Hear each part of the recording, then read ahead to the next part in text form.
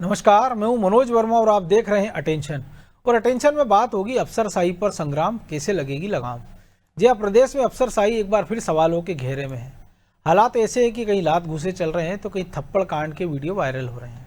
इधर मंत्री प्रतिमा बागरी ने साफ कहा कि अगर अफसरों का रवैया नहीं बदला तो मंत्री और विधायक मिलकर मुख्यमंत्री से शिकायत करेंगे और इन पर लगाम जरूर कसी जाएगी।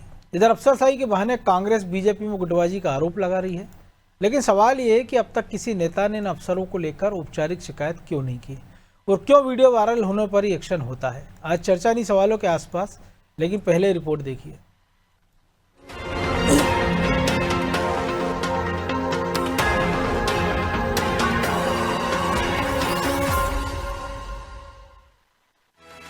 कहीं लात घुसे तो कहीं थप्पड़ काट।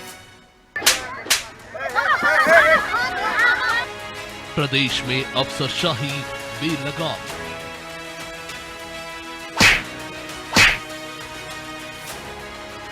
नौकरी से पहले जन सेवा की बड़ी बड़ी डींग हाँकने वालों में से कुछ को जैसे ही पद मिलता है तो ये साहब बन जाते हैं। जनता की सेवा करने आए ये अफसर खुद को राजा और जनता को अपनी प्रजा समझ लेते हैं।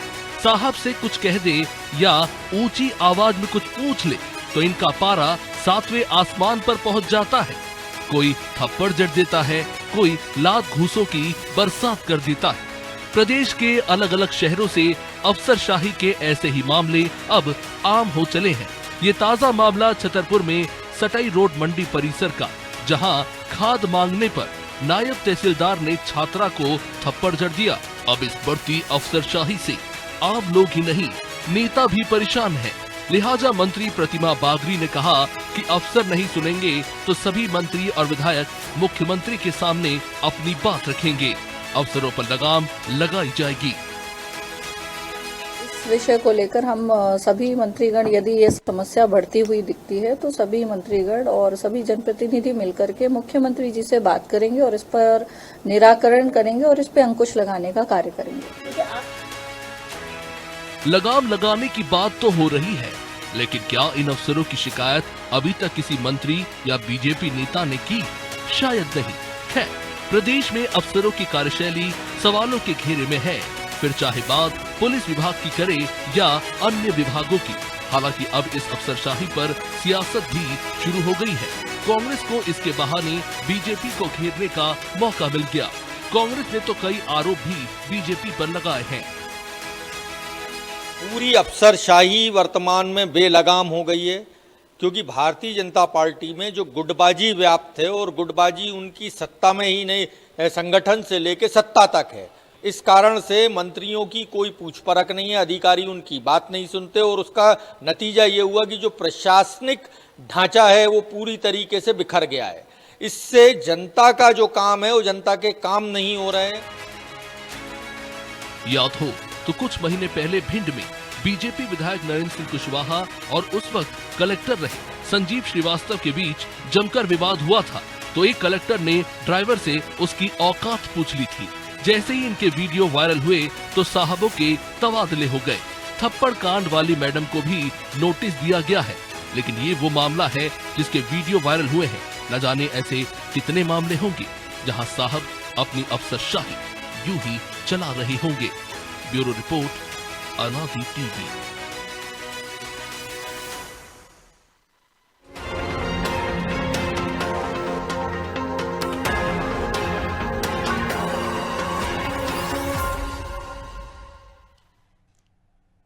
तो इसी पर चर्चा करने के लिए हमारे साथ जुड़ गए हैं वरिष्ठ पत्रकार खिलावन चंद्राकर और हमारे सहयोगी प्रभु पटेल ब्रजेश चौक से।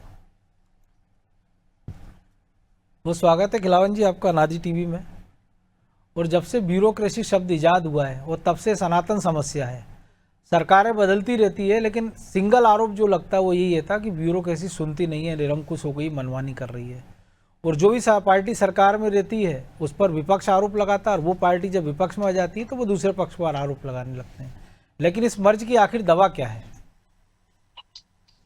देखिए मनोज जी, लोकतंत्र में अफसरशाही एक बड़ी समस्या है और अफसरशाही को नियंत्रित करने में आप और हम तो लंबे समय से देख रहे हैं, अफसरशाही को नियंत्रित करने में कोई भी सरकार बहुत ज्यादा सक्षम नहीं हो पाती। उसका मुख्य कारण यह है कि सारी योजनाओं को, सारी कार्यक्रमों को, सारे जन कल्याणकारी कार्यक्रमों को मैदानी स्तर पर उतारने के लिए अफसरों की जरूरत होती है। और संभवतः यही कारण, मुझे एकमात्र यही कारण लगता है कि उससे के कारण जो है कोई भी सरकार जो है अफसरों पर अंकुश नहीं लगा सकती, अफसरशाही पर, ब्यूरोक्रेसी पर अंकुश नहीं लगा पाती। कई बार कई बातें और सामने आती है, जैसे कुछ लोग जो मंत्री या कुछ जनप्रतिनिधि यदि भ्रष्टाचार में लिप्त हों तो भ्रष्टाचार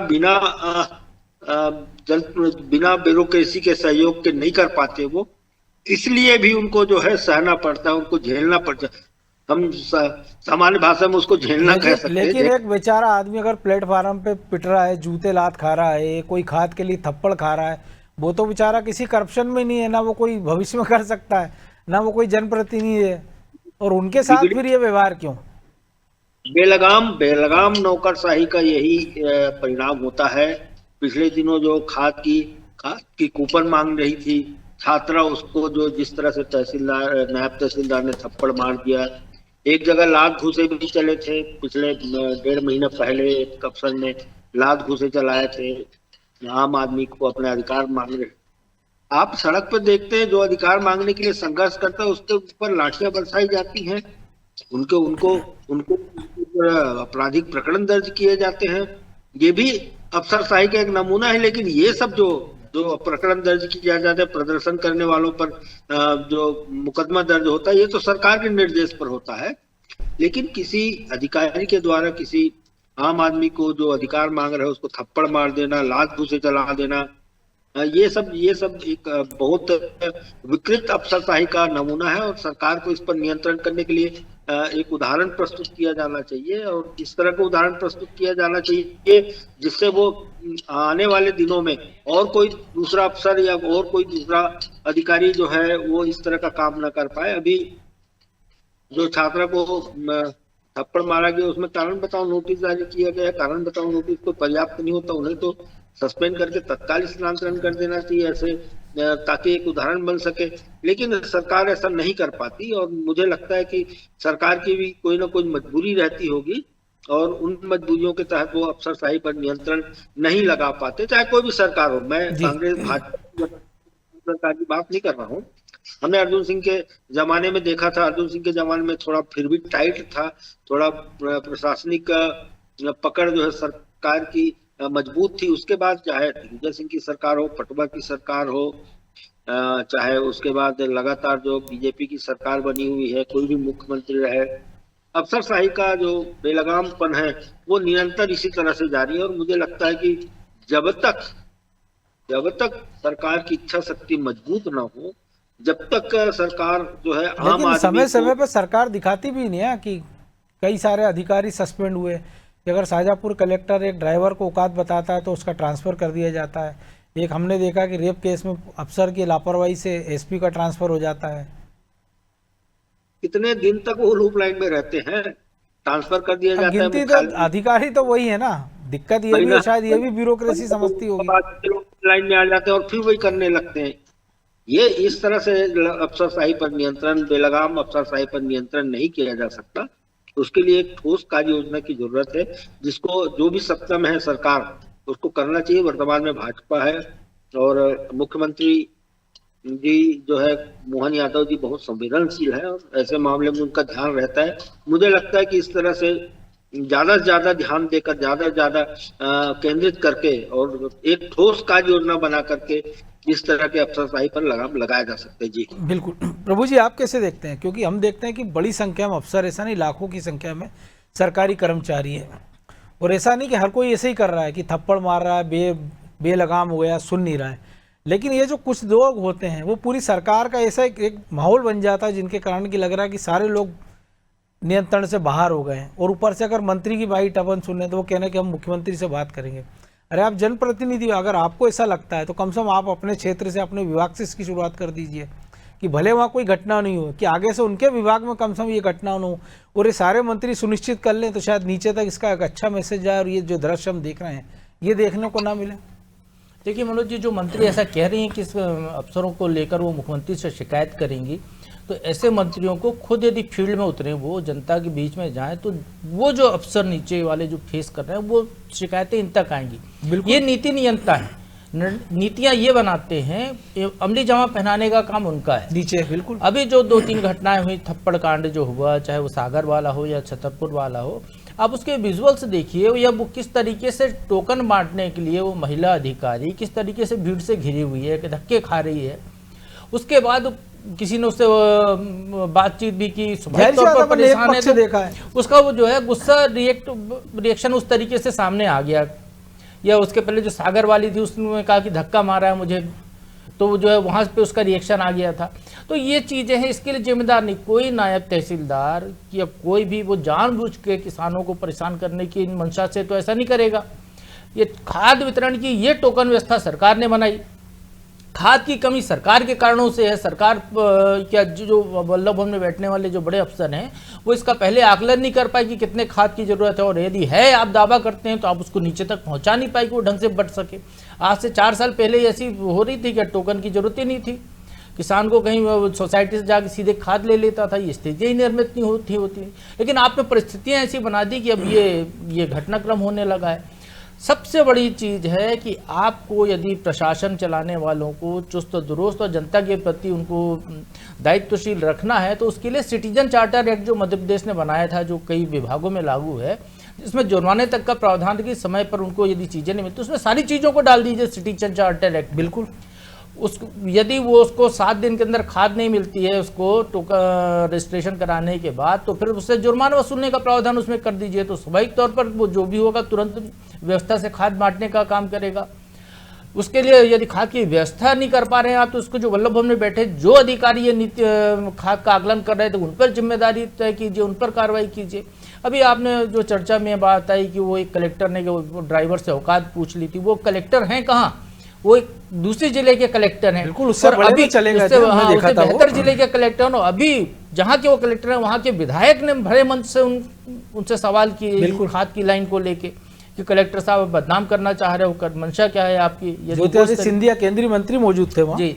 तो इस तरीके की स्थितियां हैं, क्योंकि ये अधिकारियों को लेकर भी हमको सरकार को निर्णय लेना पड़ेगा, नीति बनानी पड़ेगी। और सबसे बड़ी बात यह है, सिटीजन चार्टर एक्ट बनाइए, जिन भी अधिकारी कर्मचारियों का उस जनता के प्रति जो सरकार बनाते हैं यदि दुर्व्यवहार करते हैं, तो ऐसे लोगों को आजीवन फील्ड से दूर रखने का प्रावधान कीजिए।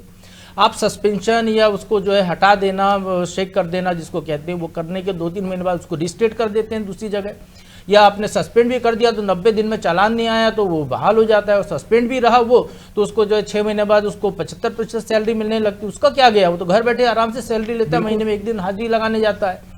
तो ये सारी चीजों का प्रावधान कि ऐसे लोगों को फिर दोबारा पोस्टिंग न दी जाए। जो आपने जिक्र किया, मान लीजिए तहसीलदार गए अगर टोकन सिस्टम के लिए, तो अगर एक फील्ड में अधिकारी, उसको ये पता होना चाहिए ना कि अगर 1000 की भीड़ है और टोकन व्यवस्था गड़बड़ है, तो सबसे पहले उसका काम ही होना चाहिए कि वो जिले के पुलिस अधिकारियों के साथ या कृषि विभाग के अधिकारियों के साथ एक सिस्टम बना ले, उसके बाद वो भीड़ में जाए। क्योंकि अगर आपको पता है भीड़ गुस्से में, क्योंकि उसको खाद नहीं मिल रही है, भीड़ में अगर वो लाइन में लगी है तो किसी महिला की मौत हो जाती है, सुबह 4 बजे से बच्चे महिला लाइन में लग रहे हैं, तो ये एक सिस्टम आप ऐसा बना दीजिए। क्योंकि आज ही एक सुप्रीम कोर्ट ने कहा है, जो बीएलओ को लेकर बात हो रही थी कि काम का बहुत प्रेशर है, तो सुप्रीम कोर्ट ने साफ कह दिया है कि ये उनके काम का हिस्सा है, उनको करना पड़ेगा।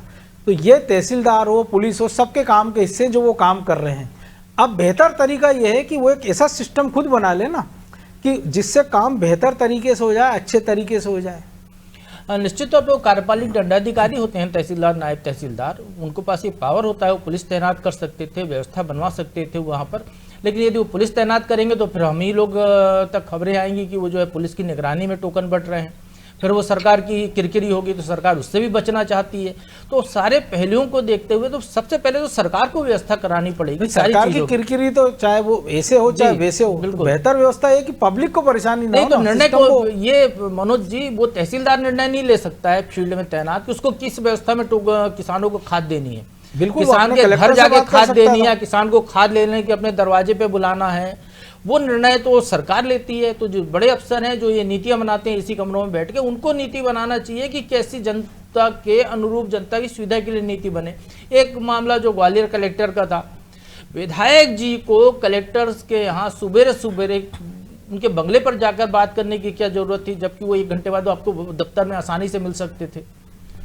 डेकोरम भी होता है कुछ, आप किसी की निजी जिंदगी में हस्तक्षेप कर रहे हैं, लेकिन नहीं, चूंकि आप जनप्रतिनिधि तो आप रात को 12 बजे भी उठाने चले जाएंगे अधिकारी को किसी और मसले के लिए।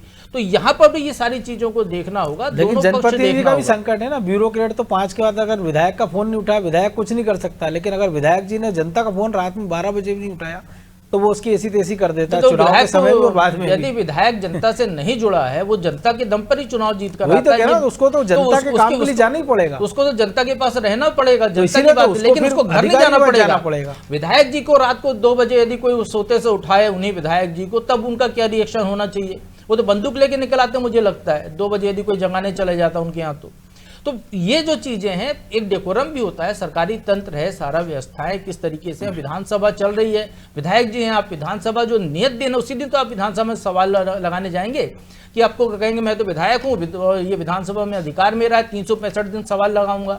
ये तो स्थिति हो नहीं सकती कि उनको जवाब मिले। तो सारी चीजों को समय के हिसाब से, परिस्थितियों के हिसाब से, और सरकार को उस हिसाब से जन अनुरूप नीति बनानी होगी। उसके बाद ये अवस्थाएं जो है उस पर लगाम लग सकती है। उसके लिए सबसे बड़े जिम्मेदार वो मंत्री हैं जो फील्ड में नहीं जाते हैं। मंत्री यदि जनता के बीच में धंसने लगेंगे तो शायद ये ऐसी दिक्कतें आनी बंद हो जाएंगी, क्योंकि वो सीधे वो सुनेंगे, फिर वो कैबिनेट बैठक में चर्चा करेंगे, साहब ये गड़बड़ है और ये व्यवस्था है, क्योंकि हम एक पक्ष सुन रहे हैं। तो मंत्री को पता ही नहीं है कि उनका विभाग खाद बांटता है, तो वो क्या करेगा? एक मंत्री कहता है कि उसको ही नहीं पता, कृषि मंत्री को उनका विभाग खाद बांटता है कि नहीं बांटता है। अभी खलघाट में जो प्रदर्शन हुआ तो एक किसान नेता ने मुझे बताया कि जब वो कृषि मंत्री से मिलने गए तो उन्होंने कपास की बात रखी, तो उन्होंने पूछा था इसके लिए हार्टिकल्चर वालों से बात कीजिए। बिल्कुल। अब मंत्री को ये नहीं पता है कि एग्रीकल्चर का मामला है कि हार्टिकल्चर का। लेकिन जो आप कह रहे हैं, और जिन मंत्री ने आज बात की उनको भी ये नहीं पता था कि वो कार्यकर्ताओं की सुनने आई है कि जन सुनवाई में आई है।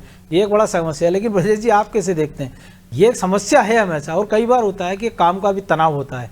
8 घंटे, 10 घंटे, 12 घंटे सरकारी अफसरों के सामने कई सारे ऐसे होते हैं जो 3 घंटे भी काम नहीं करते, और कई सारे ऐसे होते हैं जो 16 घंटे भी जिनको काम करना पड़ता है।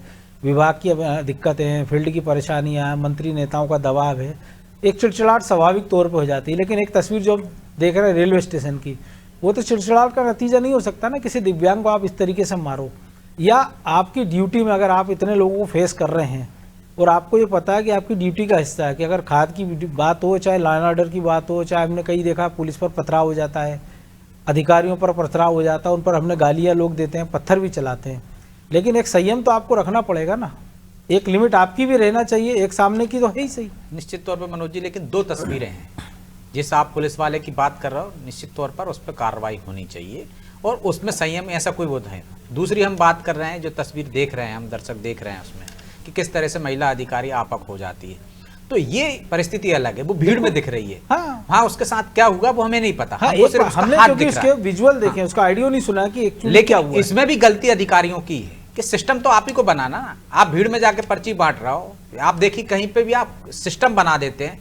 यदि आप टाकेज में जाते हैं तो आप कतार में लेके बाकायदा देते हैं ना टोकन, तो आप टोकन किस तरह से बांट रहे हैं? आज की तारीख में आप खरीदारी से लेकर पंजीयन से लेकर सब ऑनलाइन कर रहे हैं, तो किसानों को ऑनलाइन भेज दीजिए आप कि आप इतने बजे आ जाइए, ये समय पे आपको मिल जाएगा। आप SMS सिस्टम कर दीजिए। हमने खरीदारी में देखा है कि किसानों को कतार नहीं लगाना पड़ी। पहले हम देखते थे कि यदि मंडी जा रहे हैं वो, तो वो कतारों में 2-3 दिन ट्राली के नीचे सो रहे हैं, बारिश हो रही है तो त्रिपाल बांधकर सो रहे हैं। तो वो परिस्थितियां आप ही ने सिस्टम सुधारा ना। बिल्कुल। तो आप यहां भी सिस्टम सुधार सकते हैं।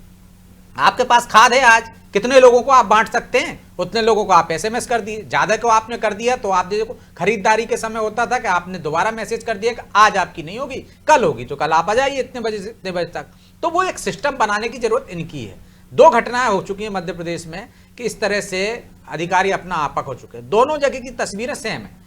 पहले वाली घटना में भी आप देखो भीड़ के बीच में खड़ा है अधिकारी, दूसरी वाली तस्वीर भी वही है। तो ये बनाएगा कौन सिस्टम? ये सिस्टम तो अधिकारी खुद बना सकते हैं। इसमें सरकार का क्या? यदि आपके पास खाद नहीं है तो आप उतने लोगों को बुलाइए ना, उतने लोगों को टोकन दीजिए, या उतने लोगों को SMS कर दीजिए, या डोंडी पिटवा दी। आपने हर गांव में चौकीदार रख रखा है ना कि आज इस गांव की बारी है, आज इस गांव की बारी है, कितने हैं आपके पास, उसमें कर दीजिए आप एक SMS करके, एक मोबाइल पे फोन करके चौकीदार को बता दीजिए आज इस गांव कितने लोगों को मिलेगा, वो डोंडी पीट देगा। आप करा रहे हो ना काम, चौकीदारों को तनख्वाह दे ही रहे हो ना, वो काम ही कर रहा है, कोटवार हैं आपके।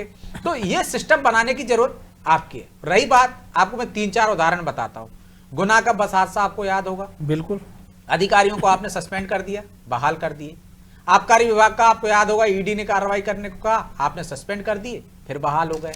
जो कलेक्टर का प्रभु जी उदाहरण दे ही रहे थे कि आपने एक छोटे जिले से हटा के बड़ा दे दिया, तो कैसे अनुशासन आएगा, कैसे उनको वो आप जिम्मेदारी तय कर रहे हो। यदि किसी की लापरवाही है तो निश्चित तौर पर कार्रवाई ऐसी होनी चाहिए कि बाकी के लोगों को सबक मिले कि मैं ऐसा करूंगा तो मेरे साथ ऐसा हो जाएगा।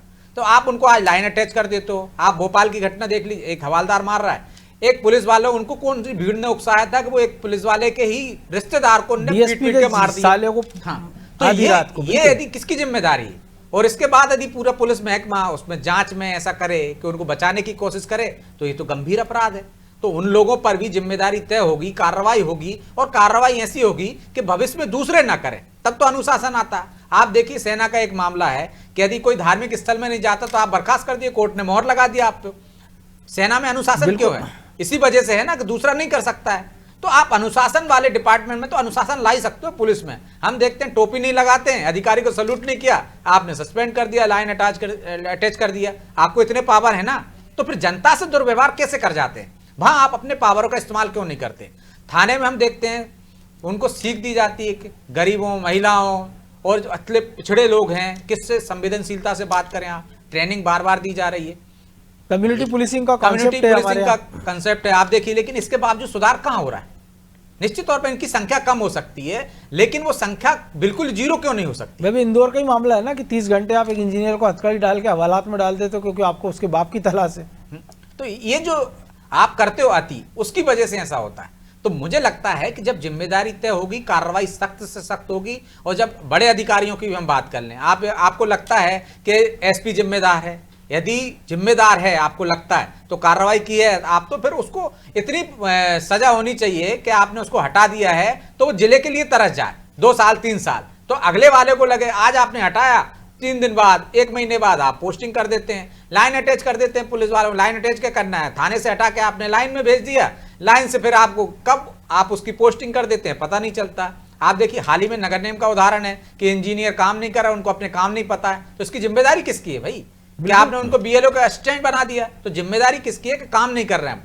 जब नौकरी करने आते हैं तब आप बढ़िया आएंगे कि हम सब कुछ करेंगे, सारी शर्तें मानते हैं, और जब मान नहीं रहे हैं तो कार्रवाई कीजिए ना। इस बात का डर क्या है कि हमारे पास संख्या कम है तो अधिकारी कम है तो नहीं भर्ती कर दीजिए, बर्खास्त कर दिए, 20-50 का नियम है, जो इस लायक नहीं है उनको बाहर निकालिए, नए लोगों को मौका दीजिए। तो जब इस तरह से कार्रवाइयां होंगी तो मुझे लगता है कि वो अनुशासन आएगा, लगाम कसी जाएगी, तब वो अंडर में आपके काम करेंगे और उस तरीके से काम करेंगे जिस तरीके से सरकार चाहती है। जनता के बिना भय के प्रीत हो भी नहीं सकती है। तो तुलसीदास जी ने भी लिखा है। बहरहाल वक्त इतना ही था, बहुत धन्यवाद खिलावन जी।